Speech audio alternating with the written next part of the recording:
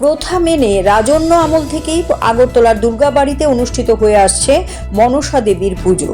শতাব্দী প্রাচীন এই ঐতিহ্য আজও অক্ষুণ্ণ রয়েছে। সমান মর্যাদা এবং ভক্তি ভরে পূজা হয় এখানে। এবছরও এর ব্যতিক্রম হয়নি। রবিবার ভোর থেকেই দুর্গাবাড়ি প্রাঙ্গণে ভক্ত সমাগমে উৎসবের আবহ তৈরি হয়। পূজার্চনা, আরতি, শাঁখ, ঘণ্টার ধ্বনিতে মুখরিত হয়ে ওঠে গোটা এলাকা। উপস্থিত ভক্তরা মনসা মায়ের আশীর্বাদ কামনা করে পূজায় অংশগ্রহণ করেন।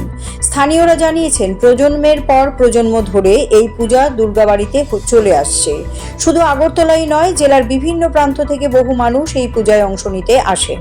পূজার আয়োজকরা জানিয়েছেন, এই পূজা শুধু ধর্মীয় আচার নয়, এটি আগরতলার সাংস্কৃতিক ঐতিহ্যেরও অংশ। তাই প্রতি বছরই বিশেষ গুরুত্ব দিয়ে যথাযোগ্য মর্যাদায় এই পূজা হয়।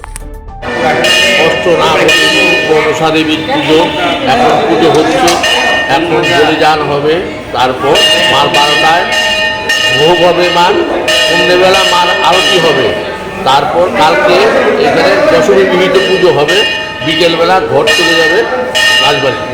দুর্গাবাড়ির এই মহত্বটা কি? দুর্গাবাড়িতে কত বছর যাবে? এই দুর্গাবাড়িতে রাজ আমল থেকে চলে আসছে। রাজ আমল যতদিন রাজ আমল চলছে ততদিন ধরে এখানে এই সব পুজোই দুর্গাবাড়ি রাজ আমল থেকে পুজো করা। এখানে কোনো নতুন কোনো পুজো শুরু হয়নি।